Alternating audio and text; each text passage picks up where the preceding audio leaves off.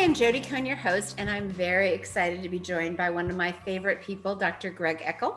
He has spent the last 20 plus years developing and refining his unique approach to chronic neurological conditions. In addition to his experience in clinical practice using a combination of naturopathic and Chinese medicine, he has a deep personal connection with chronic neurological disease since his wife Soraya passed of CJD, a condition with no known cure. She was the love of his life. He took a deep dive into research and uncovered regenerative medicine and the development of a regenerative program. In loving memory of his wife, he has continued to help others with neurodegenerative diseases improve their quality of life and find natural solutions. Dr. Eckel is also a highly respected international lecturer, author, and expert in the integrative care for neurodegeneration. He is the co-founder and owner of Nature Cures Clinic in Portland, Oregon, and is also appointed by the governor of Oregon, and has served as board president of the Oregon Board of Naturopathic Examiners. He's been a featured expert on ABC, CBS, NBC, and Fox television stations, and I'm so thrilled to have you here. Welcome, Greg. Thanks for having me. So I ask everyone, how do you define resilience? Resilience. So it is the ability. I feel like you've got to put flexibility in the definition of resilience. So it's the ability to advance forward progress yourself in light of whatever life puts in front of you. Brilliant. That's really lovely. And it's funny because so many people think of resilience as really like, worst case situations, like what happened, with your wife or with my son. But I feel like it's even the everyday struggles. You wake up in the morning and you should exercise, but you want to hit snooze. You should order the salad, but whatever else sounds more appealing. So I know, you have a lot of experience on this. Can you talk a little bit about how you deal with things, when challenges come your way, both yourself and with your clients? Yeah, the component, there's a concept called equanimity. And I write a goal for myself on a daily basis of that may I flow like water around any obstacle that arises. Because we know obstacles are going to arise in our life. And it's just, what do you do with it? Like, it could upset you, it could derail you, it could take you off of your path, or you could be like the Aikido master, right? Aikido, if you're familiar with that at all, is basically the concept of getting out of the way, behind, and pushing. So like for instance is, there's a small Japanese Aikido master and kind of the 240-pound American gorilla in his dojo. And the master says, hey, come, I want you to come at me with all of your force. And the guy says, oh, master, I can't do that. Like, I'm going to squash you. He said, look, you're either that or you get out. You're going to leave or you're going to do as I say. So this 240-pound huge guy's coming at kind of small 5'4" Japanese Aikido master, running with all of his might. And all of a sudden you see the master just kind of step out of the way, put his foot out, and actually continue the momentum of the big guy.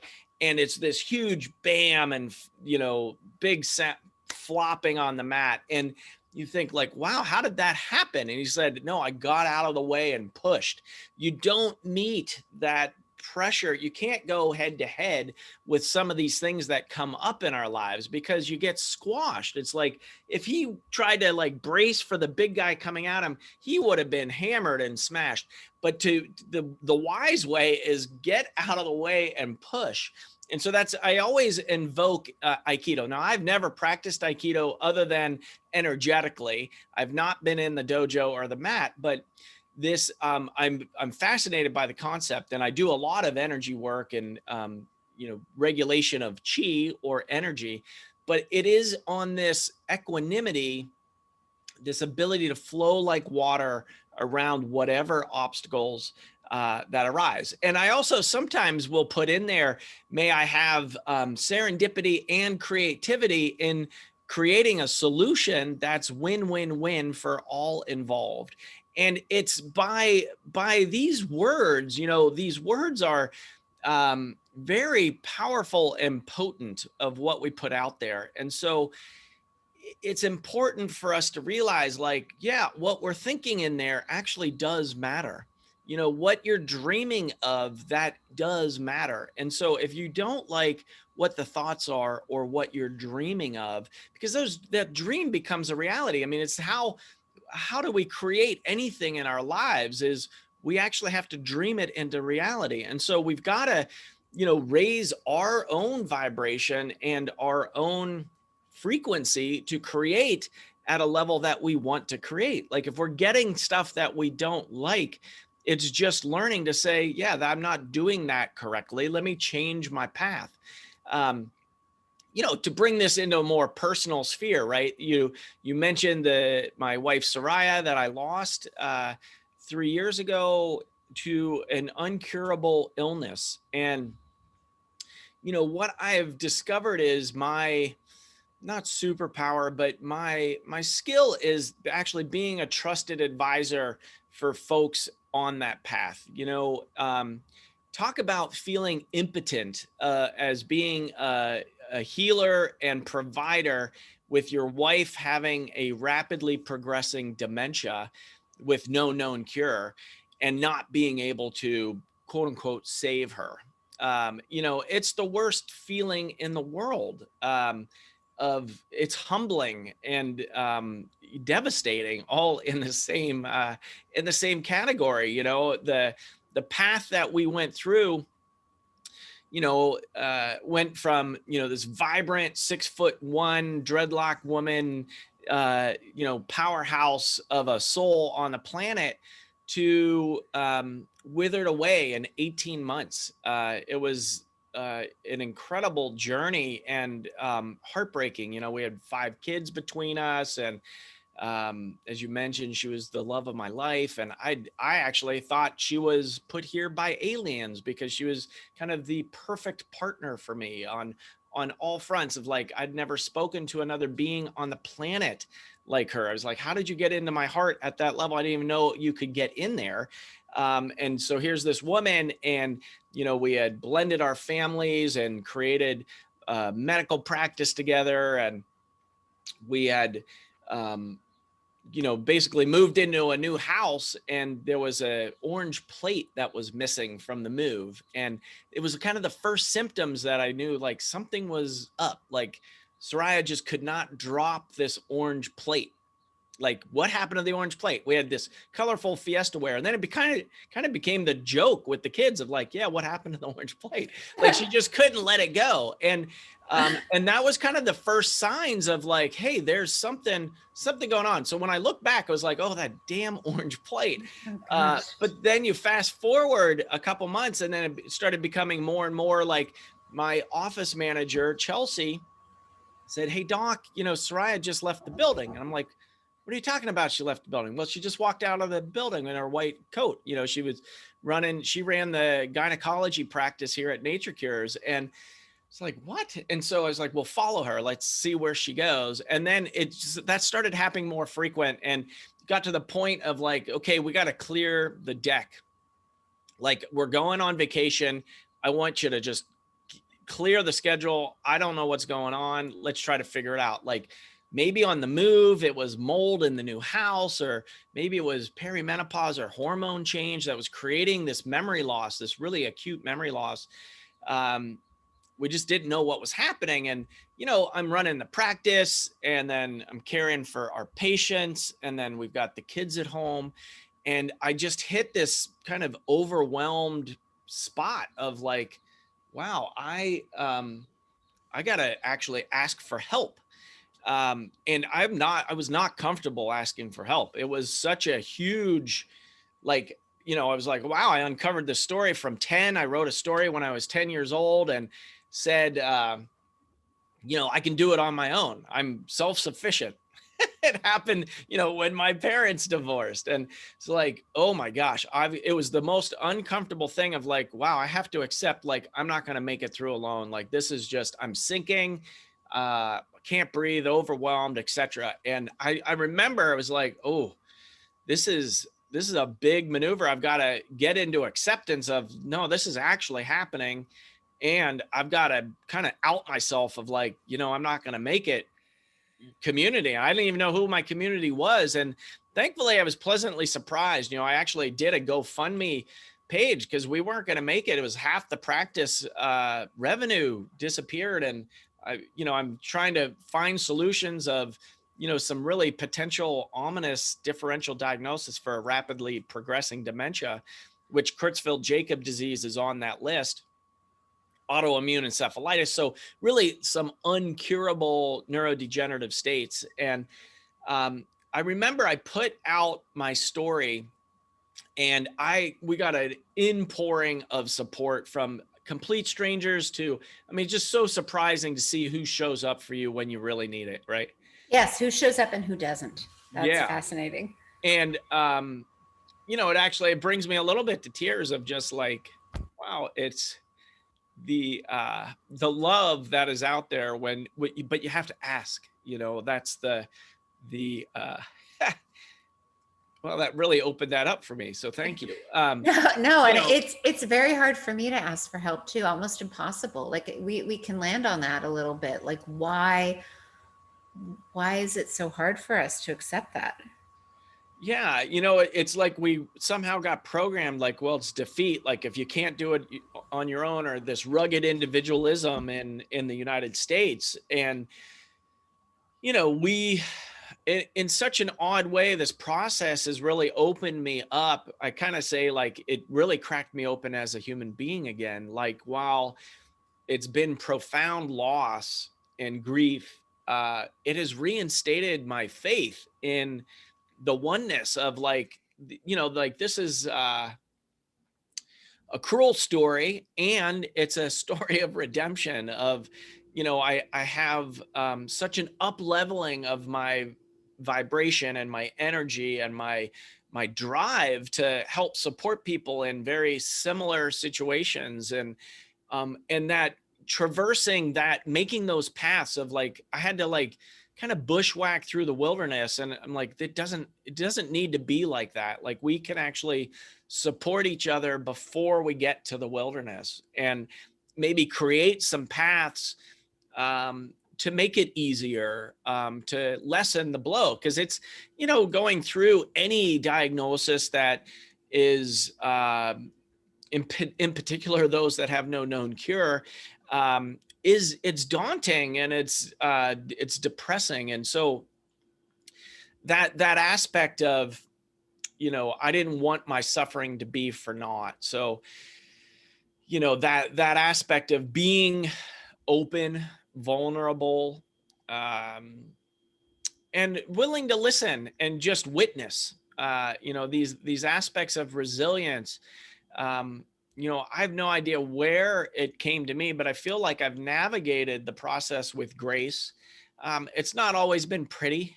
And no, I know.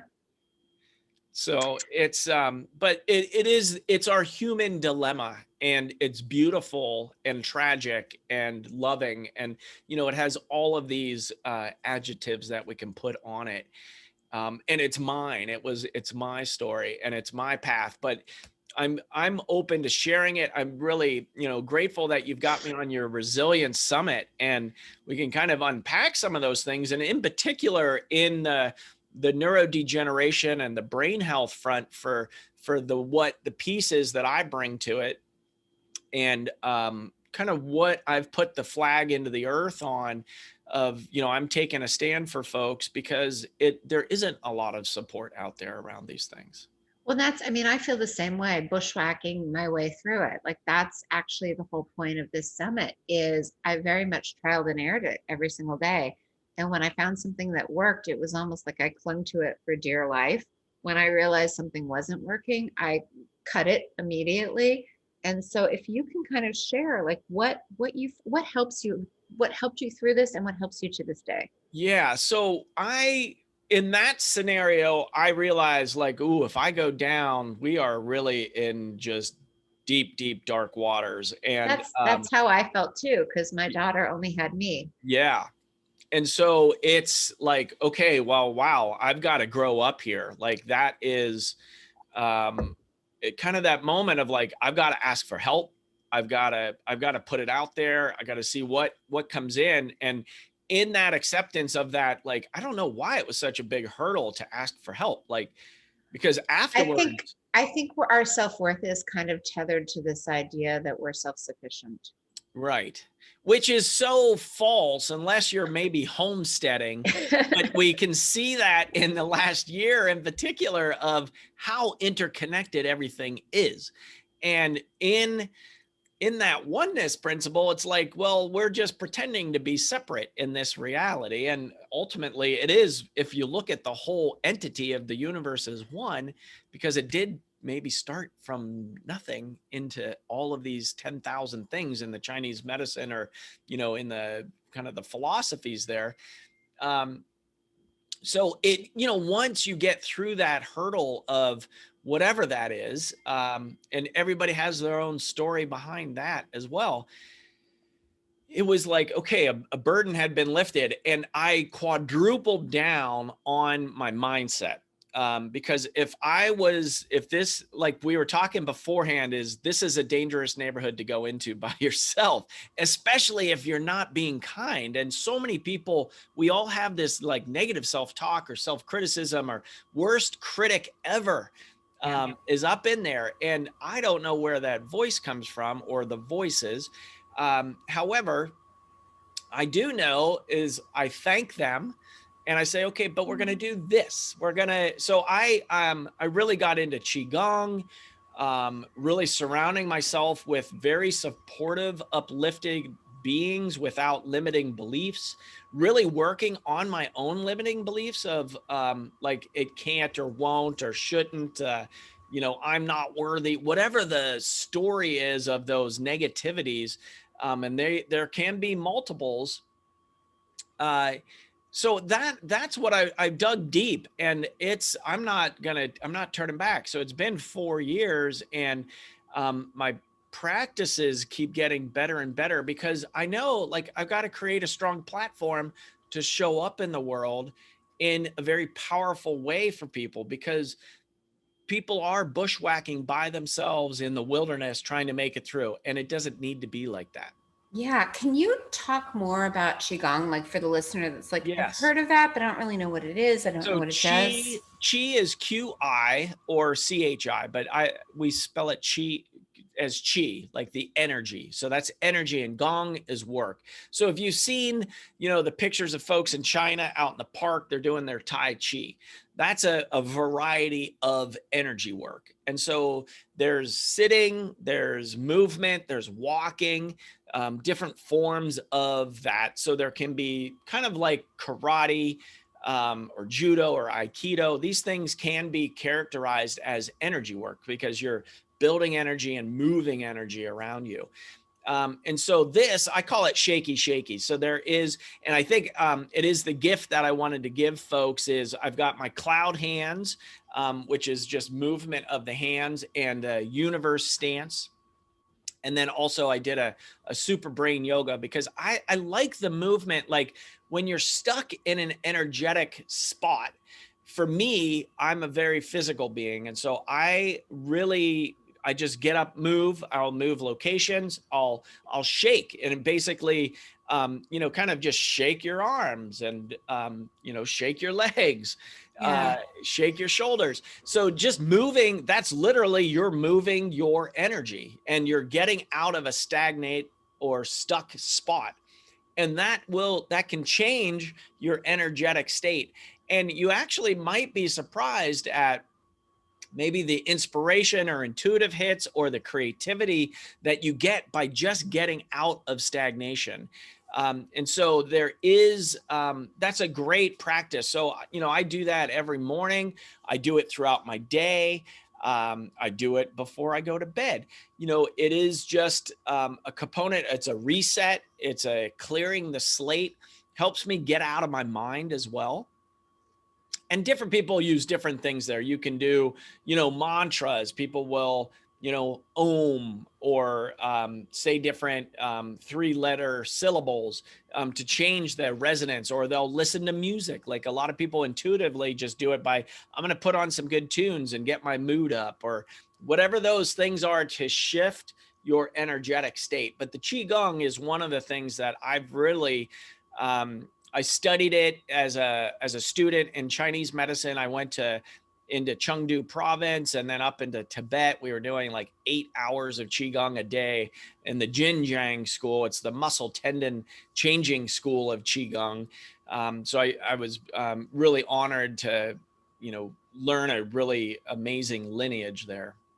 No, that's amazing. And it's funny. Like I definitely get up and move throughout the day, but I have a new puppy, and just watching animals, like they shake to reset. That's Yes. how they shift from sympathetic to parasympathetic. They just release it. Can you talk a little bit more? Because I know a lot of people, they like the idea of meditation, but they struggle with the implementation of meditation, but movement they can do. So Yeah. walk us through a little bit more about what that's actually doing in the body, how it gets us out of the mind. Right. Well, so our bodies are amazing.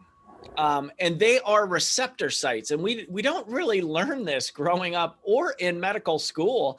But the more that we can kind of get our apparatus in order, you'll get more and more information. I like this component Dr. Barry Morgulin has taught me, is these 3 statements of aware, accurate, and alert, the triple A status of being. And you've got to clear the cobwebs out of the head. So like if you're fatigued or you have brain fog, maybe you have an autoimmune condition, maybe you have a level of toxicity, you got to take care of that platform first. So but there can be some simple movement that you do. So what happens is, our brain, our brainstem, and spinal cord are all floating in a solution in our cerebral spinal fluid. So that apparatus is just floating in there.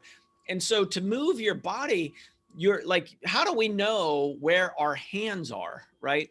When you move your eyeballs around, that you're moving cranial nerves. So that's actually, it's like, where does the movement come from, and what's behind that movement? And ultimately, I would say that's the true you. And that can get very esoteric very quickly. But the movement, because our bodies are meant to move, it feeds more information back into our brains and creates neuronal changes. And so we're restructuring our brain as we move. My Qigong teacher actually would treat stroke patients and those that were debilitated with spinal cord injuries, and just give them visualizations of the movement. And this research shows this, right? They show folks that visualize the movement versus do the movement versus not doing either of those things. Those that do the movement have the best, like shooting basketballs, they have the best percentages. But you can also think about the buzzer beater, the shooting, and visualizing you winning the game. And that is creating the same neuronal pathways as if you were actually physically shooting the ball. So I do that all the time. In fact, I sometimes pre-pave my day. Like I think about yes, how I want it to flow. love it. Yes. And if you write that down, it's even a little bit more, because you're kinesthetically then moving it and putting it in another region of your brain. And so I think I do it before meetings. I do it before interviews like this, of like, I kind of do a quick shake and then say, okay, may the listeners and viewers get exactly what they need to out of this conversation. And may the right words come to mind, and I share them with folks. So Is that why journaling and writing by hand is better than typing on the computer? Because well, for a certain generation, I think so. Yeah. Cause we all kind of learn by tracing the letters. Right. And so it just puts it in a different region of your brain. Kind of similar to with you and the essential oils. I used to study for my board exams with different essential oils to put the thought, the class in different areas of my brain with different olfactory remembrances. olfactory filing cabinet. Yes, I love it. Yeah, thyme and lavender and rosemary. It was like they were all on board in my brain. So that's the movement component of what it does. So it really does help us with our place in space. Our occipital region of our brains is our place in space. So it's proprioception of like how we carry our bodies. So, if you have pain, obviously attend to that. Don't push through pain, but we want to get your body back into full functioning so that as the information comes in, you can utilize it more. There's so much energy that is out here, and you can harness that in your body and then build it up, and then actually your cup can runneth over and share with others. That's amazing. So aware, accurate, alert, is that like a different system, or is it just that's the goal? That's just kind of a goal writing procedure of asking for for those qualities in your day. Got it. Yeah. No, that's awesome.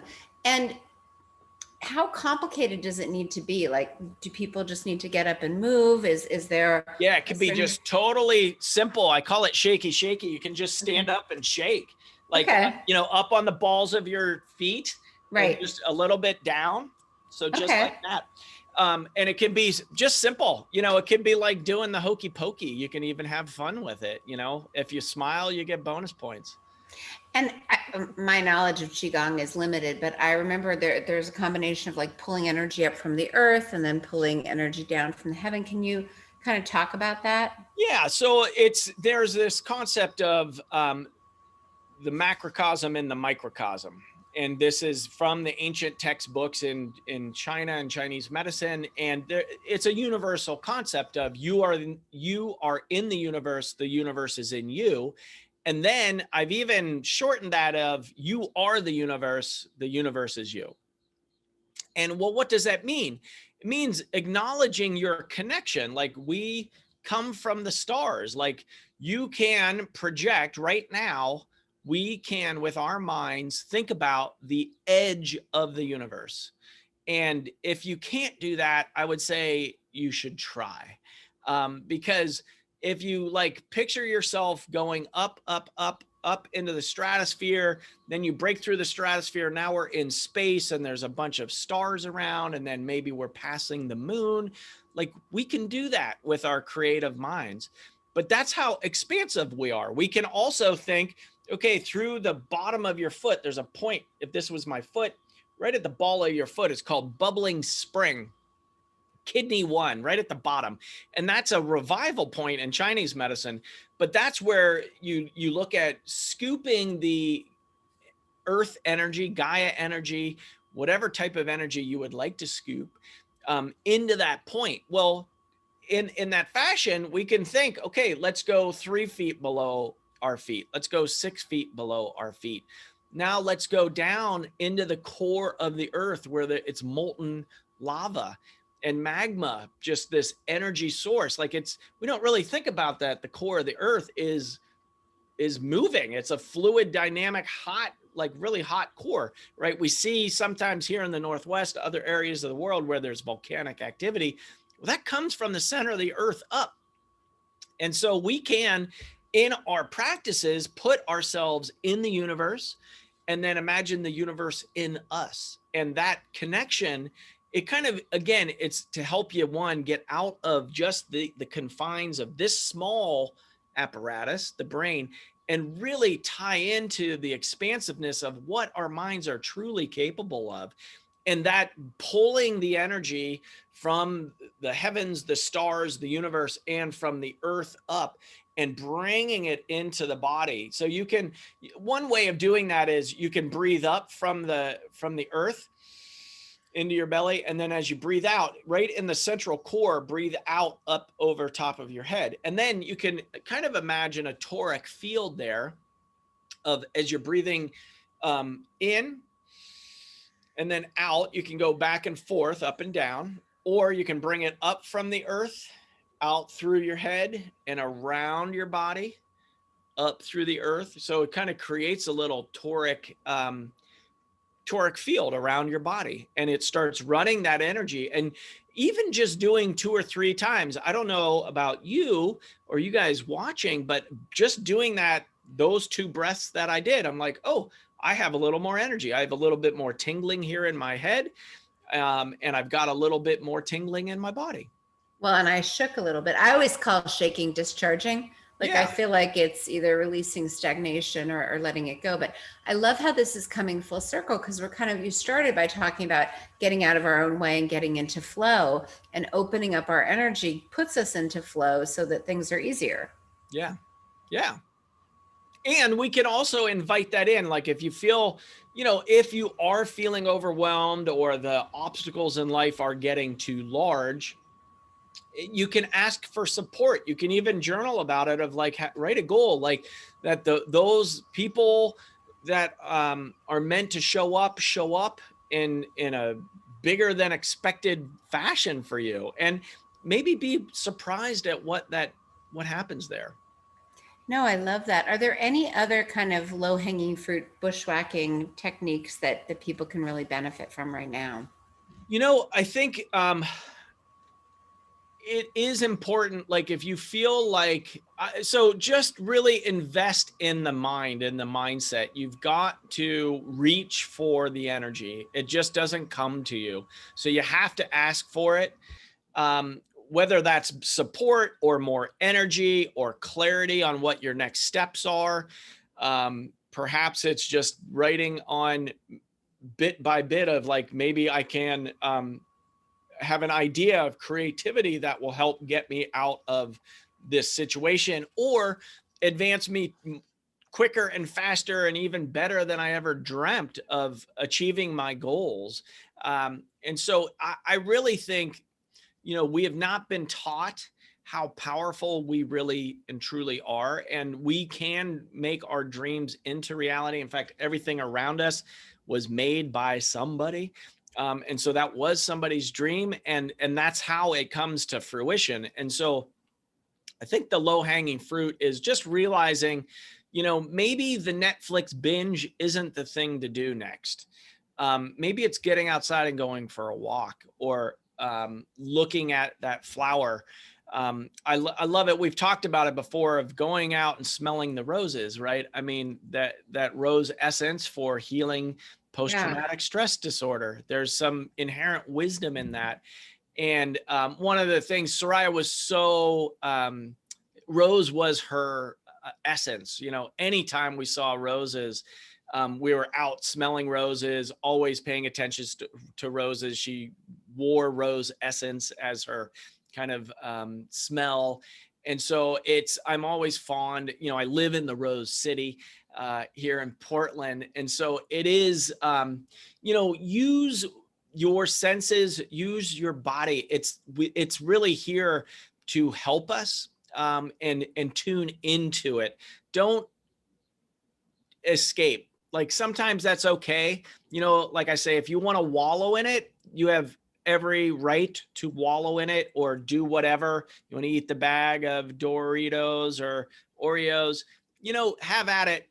Though, just think, is that truly getting you to where you need to go? And it's a fine line in there. Be kind to yourself, and go easy. Like there's not a right way or a wrong way to do this. It's life. It's your life. You just realize that you have the decisions. You get to choose how you want it to go. And it doesn't matter what life brings out in front of you, you have the choice. And if you don't feel like you have a choice, then you've got to get out, start talking to folks that can help you realize that you do. No, this was such a powerful presentation on how to surrender, how to move energy, how to ask for help. Is there anything we didn't touch on that you think might be useful to add? I think just one. I think the thing that comes to mind is that just know you are love and loved, and you don't have to do anything. It's not conditional. It's unconditional. And the thing is, though, you just have to reach for it. It's there, and you just have to invite it in. Thank you so much. Can you please share where people can learn more about you and your approach to brain regeneration? Sure. On my website is the best spot. It's naturecuresclinic.com. So it's nature singular cures with an S clinic.com. Wonderful. Thank you so much for your brilliance and your time. Oh, thank you, Jody, for having me on. Thank you.